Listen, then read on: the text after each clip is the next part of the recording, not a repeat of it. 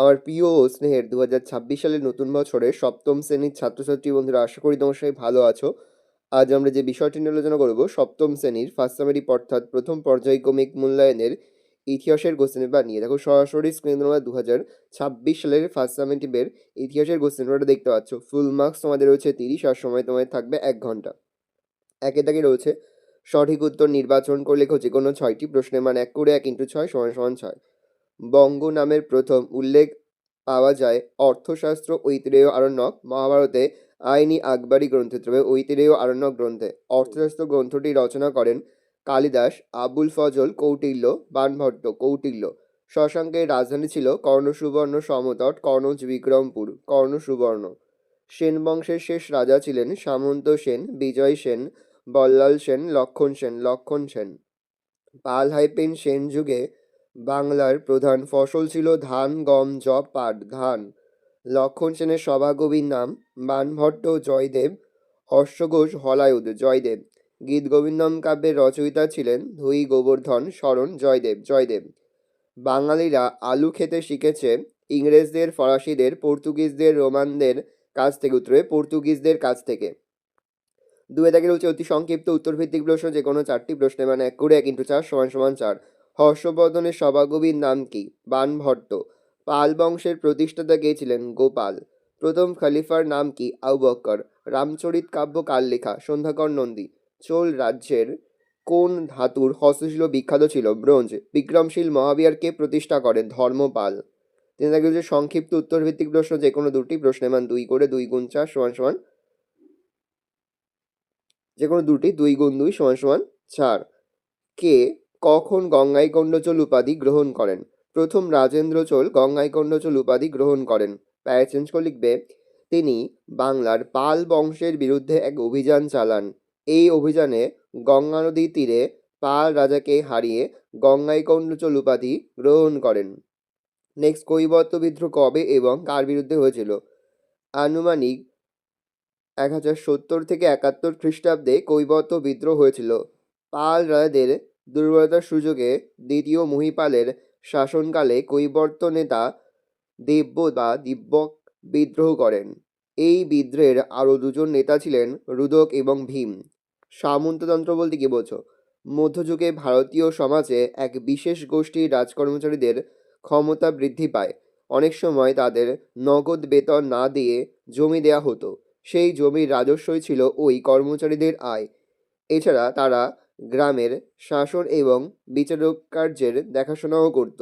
রাজা গোষ্ঠীর শাসক এবং জনগণকে নিয়ে এর ফলে একটি স্তরভেদ তৈরি হয়েছিল সমাজে।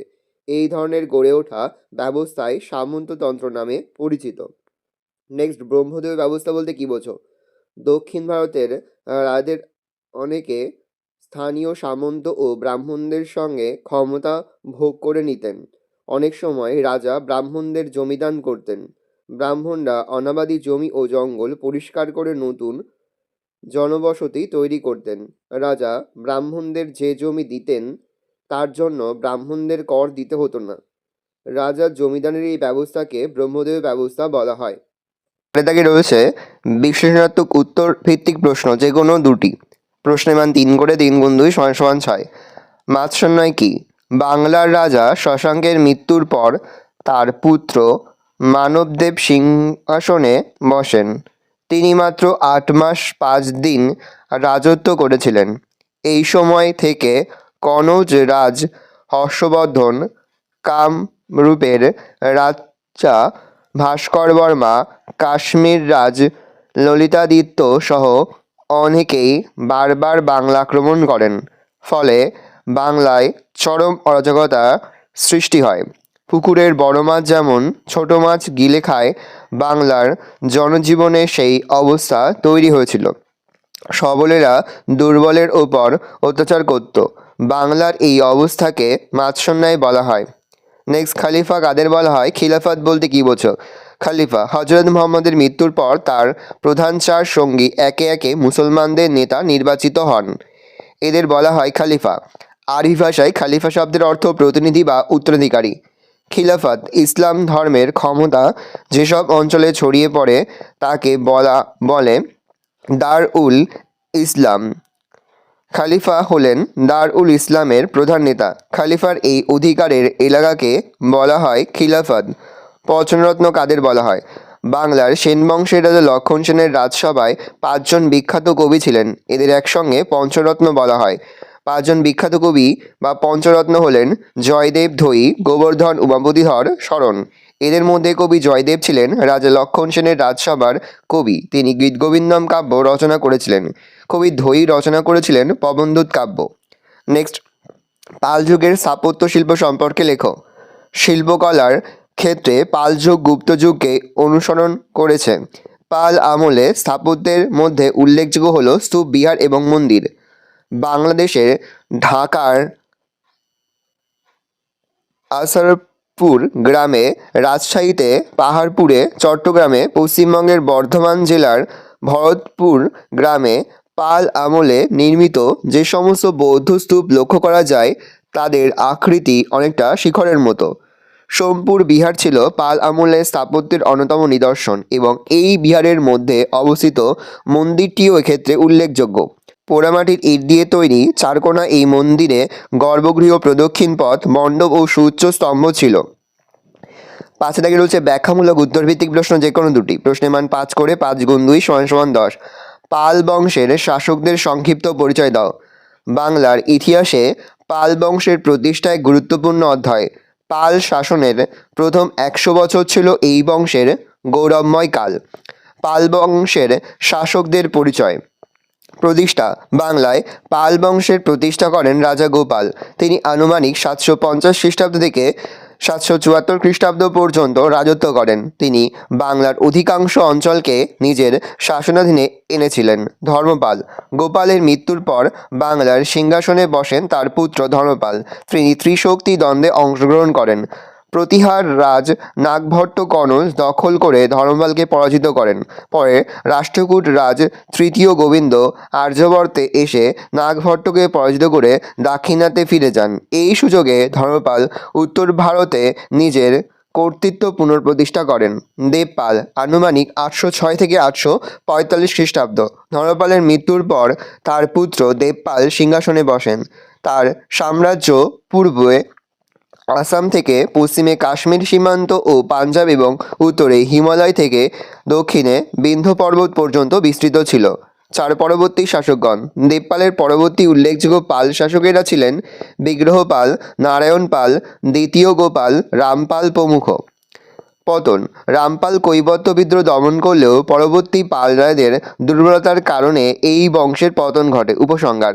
কালের নিয়মে একসময় পাল সাম্রাজ্য ধ্বংস হয়ে গেলেও চরম অরাজকতাময় অবস্থা থেকে পালরা বাংলাকে রক্ষা করে দীর্ঘকাল যে তা বজায় রেখেছিলেন এই কথা অস্বীকার করা যায় না।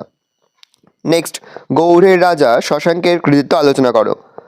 গুপ্ত রাজা মহা সেনগুপ্তের অধীনে সামান্য একজন মহাসামন্ত হিসাবে শশাঙ্ক জীবন শুরু করেন।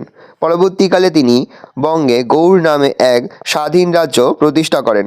শশাঙ্কের বিখ্যাত হওয়ার কারণ: 1. রাজ্য জয়। শশাঙ্ক সমগ্র গৌড় দেশে আধিপত্য বিস্তার করেছিলেন। তিনি দণ্ডভুক্তি, উৎকল ও কঙ্গোদ রাজ্য অধিকার করেছিলেন। মগধ, বুদ্ধগয়া অঞ্চলও তিনি নিজ রাজ্যভুক্ত করেন। তার রাজ্যসীমা উত্তর হইতে পশ্চিমে বারাণসী পর্যন্ত বিস্তৃত ছিল। 2. ঐক্য ও সংহতি স্থাপন। শশাঙ্কই প্রথম বাংলার ঐক্য ও সংহতি স্থাপন করে সাম্রাজ্যের বিস্তার ঘটান। তার এই রাজ্যজয় নীতি অনুসরণ করেই পরবর্তীকালে পাল রাজাদের এক বিশাল সাম্রাজ্য গড়ে তুলতে পেরেছিলেন। নেক্সট, আর্যাবর্তে বাঙালি সাম্রাজ্য প্রতিষ্ঠা।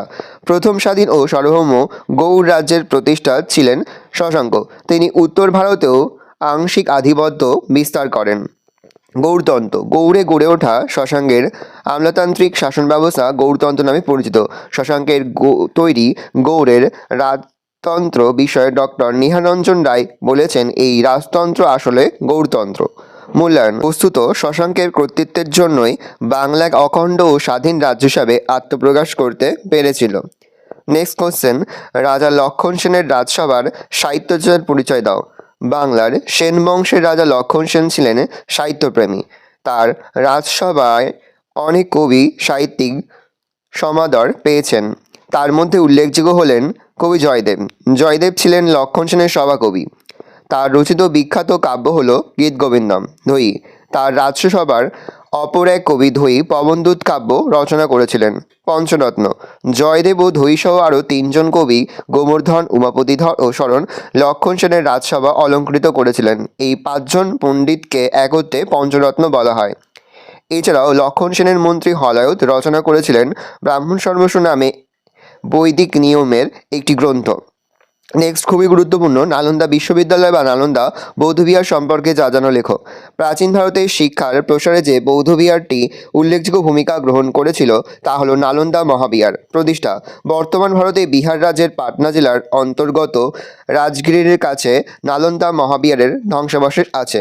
সম্ভবত গুপ্ত সম্রাটদের আমলে খ্রিস্টীয় 5ম শতকে এটি প্রতিষ্ঠিত হয়েছিল। 2 পৃষ্ঠপোষকতা নালন্দা মহাবিহার হর্ষবর্ধন ও পাল রাজাদের সাহায্য পেয়েছিল।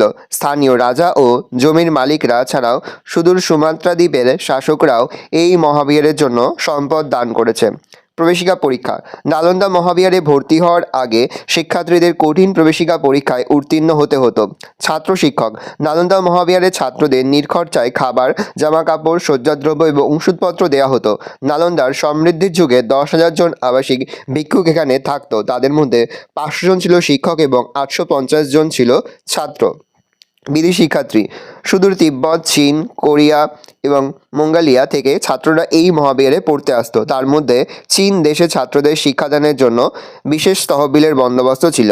হিউয়েন-সাং এই বিহারে শিক্ষালাভ করেছিলেন। পাঠ্যসূচি নালন্দা মহাবিহারের পাঠ্যসূচিতে ছিল বৌদ্ধশাস্ত্র, বেদ, নীতিশাস্ত্র, আয়ুর্বেদ শাস্ত্র, ব্যাকরণ, গণিত প্রভৃতি বিষয়। পতন ত্রয়োদশ শতকে তুর্কি আক্রমণকারীরা বিহার অঞ্চল আক্রমণ করে এই মহাবিহারের ব্যাপক ক্ষতি করে।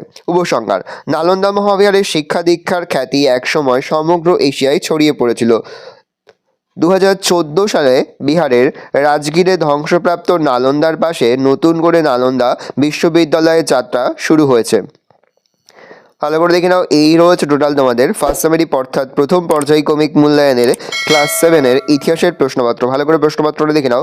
এই প্রশ্নপত্রের PDF ফাইলটা কিন্তু আমাদের ফেসবুক পেজ রয়েছে এডুকেশন ফ্যামিলি, সেখানে তোমরা কিন্তু অবশ্যই পেয়ে যাবে। তোমরা কিন্তু অবশ্যই আমাদের ফেসবুক পেজটা ফলো করে রাখবে। আশা করা যায় প্রতি বছর নয় এই বছরও তোমরা কিন্তু আমাদের সাজেশন অংশ থেকেই সমস্ত প্রশ্নই কিন্তু কমন পেয়ে যাবে, সেহেতু প্রতিটি প্রশ্ন উত্তরই তোমাদের খাতায় নোট ডাউন করে তোমরা কিন্তু মুখস্থ করে ফেলবে। আর কোনো প্রশ্নের উত্তর লিখতে বা বুঝতে যদি কোনো রকম অসুবিধা হয় তাহলে কিন্তু নির্দ্বিধায় কমেন্ট সেকশনে কমেন্ট করে জানাতে একদমই ভুলবে না।